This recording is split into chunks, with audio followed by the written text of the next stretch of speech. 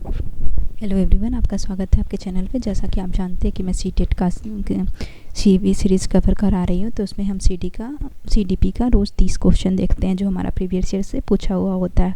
तो आज मैं 30 दिसंबर 2021 को जो पूछा गया था सीटेट में सीडीपी का क्वेश्चन, उसको आपके साथ शेयर करूँगी। तो आइए स्टार्ट करते हैं। हमारा पहला क्वेश्चन है, एक बालक कूदने सीखने से पहले चलना और उछलना सीखता है, यह विकास के किस सिद्धांत को दर्शाता है। तो पहले बालक का जो नियंत्रण होता है अपने जो निकट है उस पर होता है, उसके बाद दूर के अंगों पर नियंत्रण होता है। जैसे पहले वो अपने सिर को घुमाना सीखता है, उसके बाद वो हाथ पैर पर उसका नियंत्रण होता है। तो ये पूछ रहा है कि किस स्टेज में है बच्चा। तो पहला है हमारा, विकास के सभी आयाम पारस्परिक रूप से संबंधित है। दूसरा, विकास पूर्व अनुमानित प्रतिमानों का अनुसरण करता है। तीसरा, विकास की प्रकृति सततगामी नहीं है। चौथा, परिपक्वता और अनुभव दोनों विकास को प्रभावित करते हैं। तो इसका ऑप्शन वो हो जाएगा, विकास पूर्व अनुमानित प्रतिमानों का अनुसरण करते हैं। पहले है, मैं इंक ले लेती हूँ थोड़ा सा। तो इसका करेक्ट आंसर ऑप्शन 2 हो जाएगा। ऑप्शन 2 के साथ हम जाएंगे। हमारा अगला क्वेश्चन है, निम्नलिखित में कौन सा कारक भौतिक एवं सामाजिक दुनिया की जटिल शक्तियों को संबोधित करता है जो कि बालक के अनुभव कोश के विकास के दौरान प्रभावित करती है। तो कौन सा बालक के विकास के दौरान उसको प्रभावित करती है? प्रकृति, आनुवांशिकता, पालन पोषण, क्रोमोजोम। तो बताइए कौन सा उसको प्रभावित करती है। तो ऑप्शन 3, उसका पालन पोषण। जिस एटमॉस्फेयर में होता है बच्चा वैसा ही बन जाता है। ऑप्शन 3 के साथ हमारा अगला क्वेश्चन है, निम्नलिखित में कौन सा बच्चों के समाजीकरण की प्राथमिक संस्था है। पहला, स्कूल एवं आस पड़ोस। दूसरा, परिवार और संचार माध्यम। तीसरा, पास पड़ोस एवं शिक्षक। चौथा, परिवार एवं आस पड़ोस। तो इसका जो करेक्ट आंसर हो जाएगा, जब बच्चा जन्म लेता है तो सबसे पहले अपने आसपास अपने माता पिता को देखता है। तो इसका करेक्ट आंसर हो जाएगा परिवार एवं आस पड़ोस। ऑप्शन 4 के साथ हम जाएंगे। ऑप्शन 4 जो है हमारा करेक्ट आंसर हो जाएगा। ऑप्शन 4 के साथ हम जाएंगे। हमारा अगला क्वेश्चन है, कमल स्वयं को तर्क देता है कि यदि तनु उसे एक क्रेयॉन देगी तो वह उसे भी एक क्रेयॉन देगा ताकि उपहार के लेन देन में समानता हो। कमल लॉरेंस कोलवर्क के नैतिक विकास के किस चरण पर है? पहला, यांत्रिक उद्देश्य अभिकरण। दूसरा, अच्छा लड़का अच्छी लड़की अभिन्यास। तीसरा, सामाजिक व्यवस्था अनिवार्यन अभिन्यास। चौथा, सामाजिक समझौता अभिनवीकरण। तो इसका जो करेक्ट आंसर हो जाएगा ऑप्शन, कौन से ऑप्शन के साथ हम जाएंगे बताइए आप।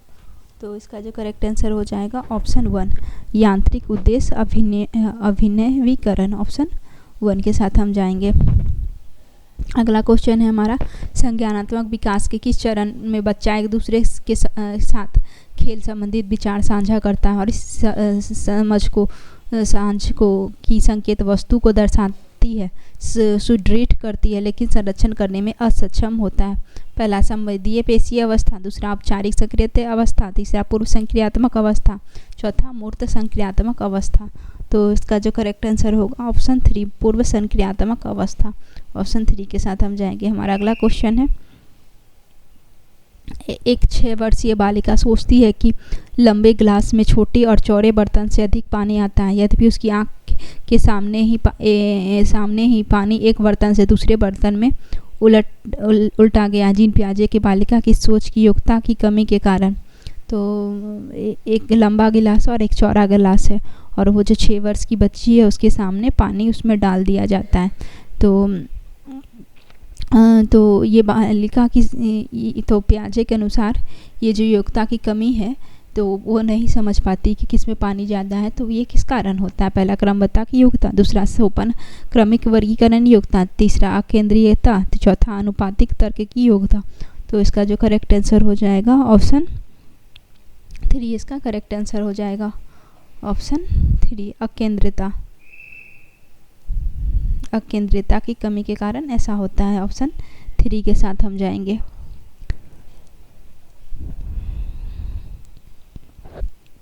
हमारा अगला क्वेश्चन है, बच्चा मैं पहेली के इस हिस्से को पूरा नहीं कर पा रहा हूँ। दूसरा, अध्यापक यहाँ कौन सा टुकड़ा आना चाहिए क्योंकि ये बिल्ली के पैर हैं। दूसरा बच्चा, पंजा। अध्यापक, सही, कौन सा टुकड़ा पंजे जैसा दिखता है? बच्चा यह वाला। उपयुक्त बातचीत में सामाजिक अंतःक्रिया की किस विशेषता पर प्रकाश डाला जा रहा है? पहला अवलोचनात्मक अधिगम, दूसरा विवरणात्मक अधिगम, तीसरा पाठ, चौथा संज्ञानात्मक संघर्ष। तो इसका जो करेक्ट आंसर हो जाएगा ऑप्शन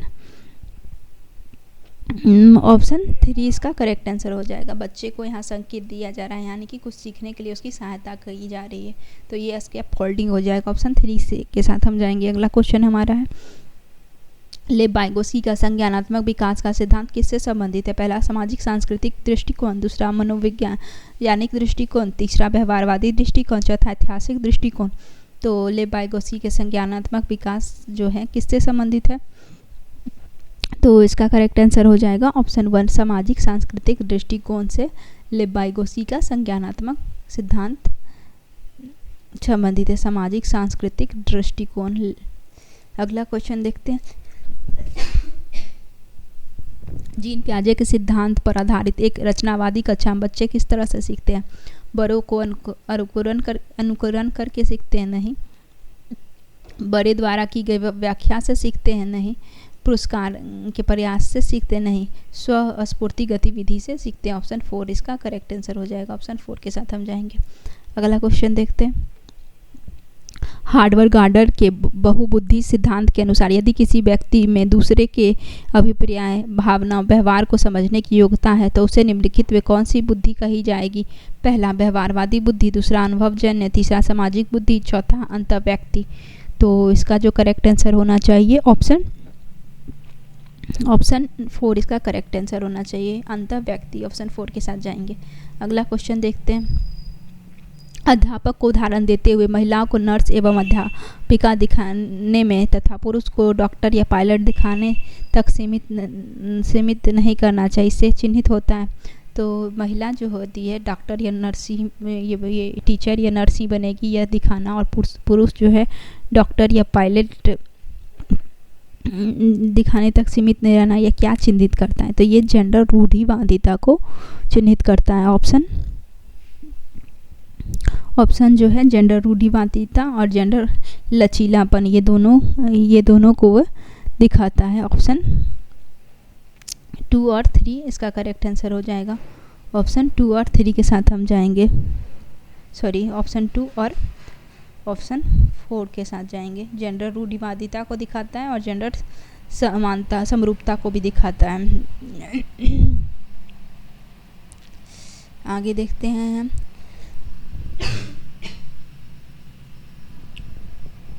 बच्चों के भाषाई विकास के लिए प्राथमिक स्तर की कक्षाओं को मुद्रित समृद्धि परिवेश आवश्यक है। दूसरा, भावनाओं के अधिगम में महत्वपूर्ण भूमिका है। बच्चों के भाषाई विकास के लिए प्राथमिक स्तर की कक्षा में मुद्रित समृद्ध परिवेश आवश्यक है। दूसरा, भावनाओं के अधिगम में महत्वपूर्ण भूमिका होती है। तो बताइए पहला स्टेटमेंट सही है और दूसरा का क्या कारण भी क्या सही है? तो इसका जो हो जाएगा ऑप्शन 2 दोनों सही है, लेकिन आर जो है एक ही सही व्याख्या नहीं करता। ऑप्शन 2 हमारा करेक्ट आंसर हो जाएगा। अगला क्वेश्चन देखते हैं, जब हरजोत को अपने प्रदत्त कार्य में सितारा नहीं मिलता तो वह बहुत परेशान हो जाती है। अपने काम के संदर्भ में दी गई किसी भी आलोचना टिप्पणी के प्रति वह रचनात्मक रूप अपनाती है। इस संबंध में निम्नलिखित में कौन सा उपागम सबसे अधिक प्रभावशाली है? तो उसको जो कार्य मिलता है उसमें उसको स्टार नहीं मिलता है तो वो प्रेस्टिव हो जाती है। तो ये उपागम सबसे अधिक प्रभावशाली कौन सा होगा?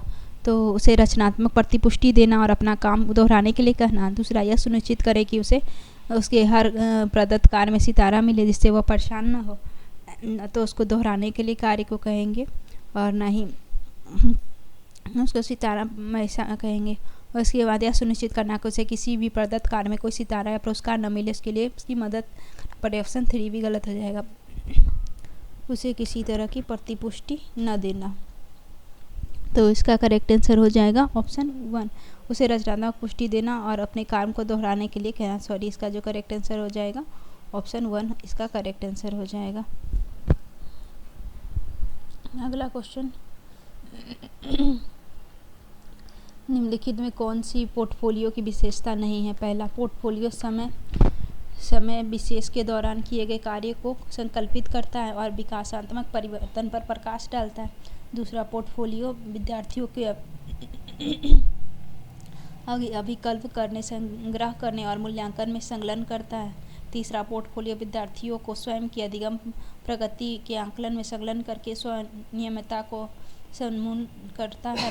पोर्टफोलियो में असंबद्ध परीक्षण और क्विज होते हैं और अधिगम के उत्पादन को सुनिश्चित करते हैं। तो पोर्टफोलियो जो होता है वो एक साल में बच्चे का सीखने का पूरा दस्तावेज होता है। तो उसका जो करेक्ट आंसर हो जाएगा ऑप्शन डी। पोर्टफोलियो में असंबद्ध परीक्षण और क्विज होते हैं और अधिगम के उत्पादन को सुनिश्चित करते हैं। Option 4 correct answer. अगला क्वेश्चन,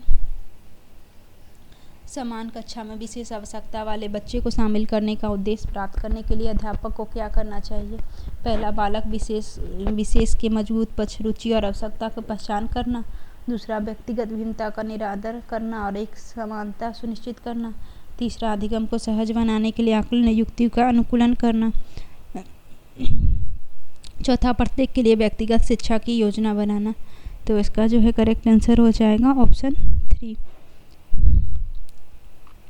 अगला क्वेश्चन,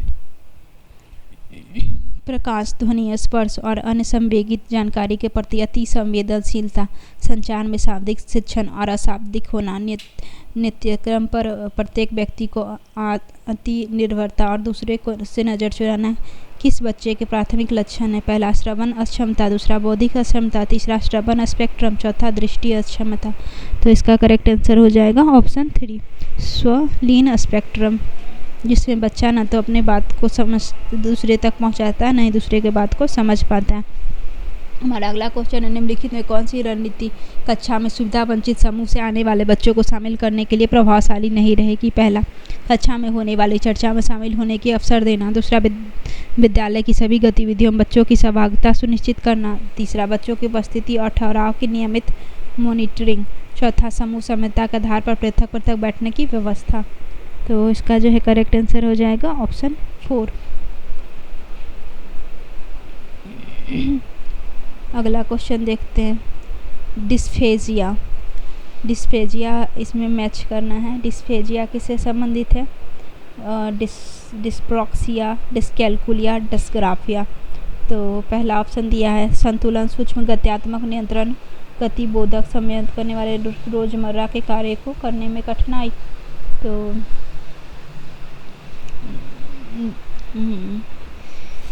डिस्फ्लेजिया जो होता है भाषा विकार और संप्रेषण कौशल की योग्यता को प्रभावित करता है। पहला का चौथा, डिस्प्रॉक्सिया जो होता है डिस्प्रॉक्सिया होता है संतुलन, सूक्ष्म गत्यात्मक नियंत्रण और गतिबोधक संयम करने वाले रोजमर्रा के कार्य को करने में कठिनाई। और डिस्कैल्कुलिया जो होता है वो क्या होता है? डिस्कैल्कुलिया जो हो वो सामने तीसरा व्यक्ति की गणितीय गणना को करने में क्षमता को प्रभावित करती है। तो इसका जो करेक्ट आंसर हो जाएगा ऑप्शन 4 के साथ हम जाएंगे। ऑप्शन 4 हमारा करेक्ट आंसर हो जाएगा। अगला क्वेश्चन है हमारा, अध्यापक किस तरह के रचनात्मक चिंतन को प्रोत्साहित कर सकता है? पहला, शिक्षार्थियों पर सतत रूप से निगाह रखकर। दूसरा, प्रत्येक शिक्षार्थी से निपुणता से कम कुछ भी अपेक्षित न करना। तीसरा, विद्यार्थियों को समस्या के समाधान के लिए भिन्न भिन्न तरीके अपनाने का अवसर देना। चौथा, विद्यार्थियों के लिए बहुत सी कठिनाई गतिविधि का चयन करने के लिए उसके अनुसरण के लिए सख्त निर्देश देना। तो इसका करेक्ट आंसर हो जाएगा रचनात्मक चिंतन, यानी कि बच्चे को क्रिएटिव बनाना है। तो इसका करेक्ट आंसर हो जाएगा ऑप्शन 3। ऑप्शन 3 के साथ हम जाएंगे। अगला क्वेश्चन है, बच्चे को किस समस्या का समाधान ढूंढने के लिए किस क्रम को अपनाना चाहिए? समस्या की पहचान, परिकल्पना का परीक्षण, आंकड़ों का संग्रहण। दूसरा, आंकड़ों का संग्रहण, परिकल्पना करना, परिकल्पना परीक्षण, आंकड़ों का विश्लेषण। समस्या को परिभाषित करना, समस्या का विश्लेषण, परिकल्पना बनाना, परिकल्पना का परीक्षण। समस्या का विश्लेषण, आंकड़ों का संग्रहण, परिकल्पना बना, परिकल्पना की व्याख्या करना। तो इसका जो करेक्ट आंसर हो जाएगा ऑप्शन 1 और 3 करेक्ट आंसर हो जाएगा।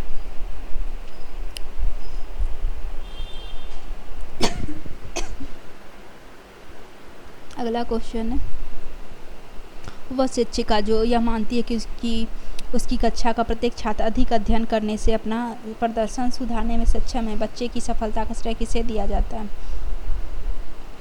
पहला, बच्चे की योग्यता को, बच्चे के प्रयत्न को, बच्चे की घबराहट को, आनुवांशिक रचना को। तो इसका करेक्ट आंसर हो जाएगा ऑप्शन 2, बच्चे के प्रयत्न को देना चाहिए। अगला क्वेश्चन है हमारा, एक अध्यापक को बहुत अधिक अपेक्षा किससे रखनी चाहिए? केवल प्रतिभाशाली विद्यार्थी से, दूसरा जेंडर और वर्ग को ध्यान में रखते हुए सभी विद्यार्थी से, तीसरा विशेष श्रेणी से संबंध विद्यार्थी को छोड़कर सभी विद्यार्थी से, चौथा भिन्न भिन्न विषय में लड़के लड़कियों से अलग अलग अपेक्षा जैसे गणित में लड़के से और भाषा में लड़कियों से। तो इसका जो हो जाएगा करेक्ट आंसर हो जाएगा ऑप्शन 2, जेंडर और वर्ग को ध्यान में न रखते हुए सभी विद्यार्थी से। ऑप्शन 2 इसका करेक्ट आंसर हो जाएगा। अगला क्वेश्चन है, किस दृष्टिकोण के अनुसार अधिगम एक सक्रिय एवं सामाजिक प्रक्रिया है? पहला सामाजिक संरचनावादी, दूसरा व्यवहारवादी, तीसरा सूचनात्मक प्रतिक्रियाकरण, चौथा संरचनावादी। तो इसका जो करेक्ट आंसर हो जाएगा ऑप्शन 1 इसका करेक्ट आंसर हो जाएगा, सामाजिक संरचनावादी।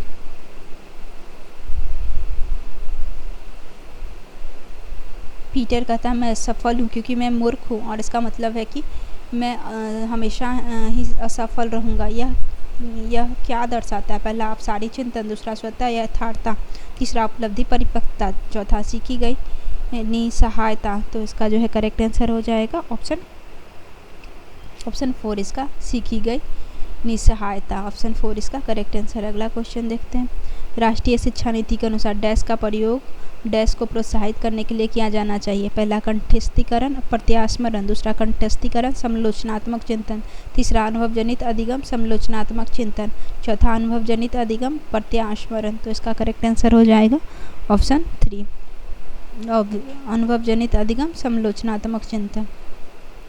अगला क्वेश्चन है, विद्यार्थी के अधिगम में उन्नति होने की संभावना कब है? पहला अधिगमकर्ता के व्यक्तिगत और सामाजिक अंतरों को ध्यान में न रखते हुए प्रत्येक को एक समान अधिगम सामग्री दी जाए। दूसरा अध्ययन सामग्री को संकलनात्मक ढांचे में सुव्यवस्थित किया जाए। तीसरा अध्ययन सामग्री को जानकारी के छोटे असंबंधित अंशों में विभाजित किया जाए। अध्ययन सामग्री में परिभाषाओं की सूची हो जिससे कोई भी उदाहरण न हो। तो इसका करेक्ट आंसर हो जाएगा ऑप्शन 2, अध्ययन सामग्री को संख्यात्मक ढांचे में सुव्यवस्थित किया जाए। ऑप्शन 2 इसका करेक्ट आंसर हो जाएगा। अगला क्वेश्चन है हमारा, निम्नलिखित में कौन से अध्यापक अकादमिक अधिगम समय को बढ़ाने में प्रभावशाली होगा? पहला ऑप्शन है, वह अध्यापक जो कक्षा में अनुशासन बनाए रखने पर केंद्रित है।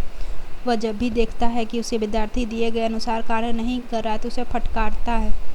वह अध्यापक जो अपने वृद्धार्थी को बताता है कि उन्हें कोई गतिविधि कब तक पूरी कर लेनी चाहिए जब क्रिया में जाने के समय संगीत की धुन बजा देती है। तीसरा वह अध्यापक जो निरूपित रूप से कोई गतिविधि करता है या करती है दूसरों की सुविधा के लिए उसे गति को रोक देना है और पुनः उसकी गतिविधि करवाता है।